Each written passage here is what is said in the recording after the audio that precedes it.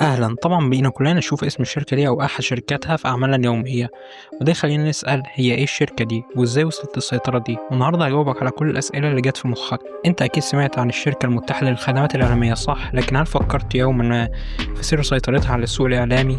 إزاي شركة بدأت في 2016 قدرت تسيطر على كل حاجة في الإعلام المصري بعد دمج شركتين كانوا بيحاولوا يثبتوا نفسهم وقتها، إعلام المصريين ودي ميديا. لكن بصراحة الاتنين كانوا خسرانين والسوق الإعلامي كان في حالة فوضى ضخمة. كل قناة ماشية في اتجاه، مفيش خطة، مفيش توحيد، مفيش رؤية.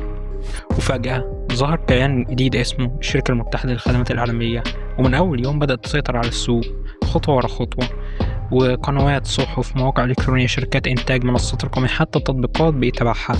يعني باختصار النهاردة لما تشوف قنوات زي CBC ودي ام سي وأون أو الحياة اعرف إنهم تحت جناح المتحدة. وكمان المتحدة بقت هي المسؤولة عن إنتاج معظم الأعمال الدرامية في رمضان زي ولاد الشمس ولام شمسية وغيرها كتير.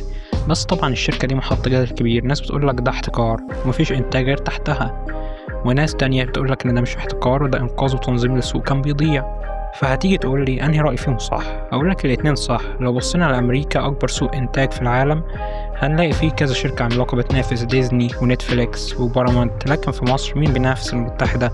مفيش. السوق مستحيل يقف قدام كيان ضخم ومنظم زي المتحدة، وده فعلا بيقتل التنافس ويخلي التوجه الإعلامي في إيد جهة واحدة.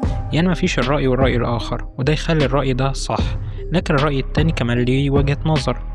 لما كان في فوضى وتنافس غير منظم حصل انهيار في السوق، وطبعا بعد كل ده فقدنا مكانتنا في الشرق الأوسط، وظهر المحتوى التركي اللي مليان بالإنتاج الضخم والأوفر، والدولة شايفة إنك ما ينفعش تسيب دماغ الجمهور تحت تأثير خارجي. فكان لازم يظهر كيان زي المتحدة يبني على تاريخ مصر الفني اللي عمره أكتر من 150 سنة، ويحط حاضر جديد بدأ يبان بوضوح من 2024.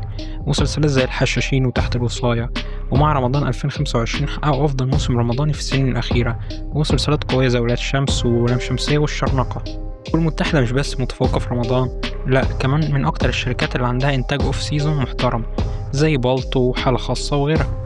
وطبعا الأفلام، المتحدة مش بتنتج أفلام بشكل مباشر، لكن شركة من ضمن شركاتها وهي سينرجي اللي برئاسها تامر مرسي هي اللي بتمسك الإنتاج السينمائي. سينرجي بصراحة عارفة توازن بين النجاح التجاري والنقدي، ودي معادلة صعبة جدا قليل اللي بيعرف يحققها. وعلشان تفهم قد ايه الشركة دي مش تقليدية، كمان دخلت السوق الرقمي بكل قوة وأنشأت منصة واتشد، المنصة الرقمية الخاصة بيها اللي بدأت تنافس بقوة وسط زحمة المنصات وتعرض محتوى حصري ومتنوع وموجه للمشاهد العربي بشكل مباشر. لكن التحدي الحقيقي كان في ملف تاني حساس جدا، وهو أرشيف ماسبيرو اللي لسنين طويلة يتعرض لسرقة وقرصنة وضيع حقوق. والمتحدة بدأت تواجه المشكلة دي وتحاول تحفظ وتسترجع تراث كامل كان ممكن يضيع، سواء من خلال الرقمنة أو إعادة بث الأعمال بجودة أعلى أو إعادة توزيع الحقوق بتاعتها. لو استمرت الشركة المتحدة بنفس الوتيرة دي هل ممكن نشوفها قريب كمنافس عالمي زي نتفليكس؟ ولا مش هتوصل للمرحلة دي؟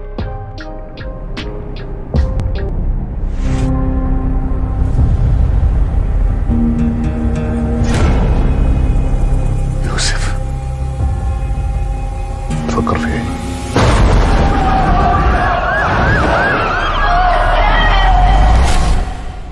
دي رحلة موت. احنا بندور على ابرة في قماش. تشتغل ايه؟ عاطل. بعد ما رفضوني من كلية آثار جامعة القاهرة. دي فرصتك ترجع بني آدم تاني. المشروع بتاعك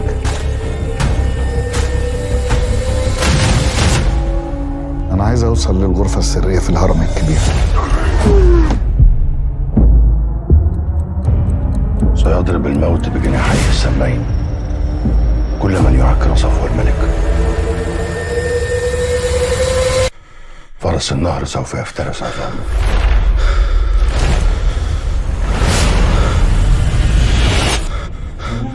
أنا مؤمن بيك.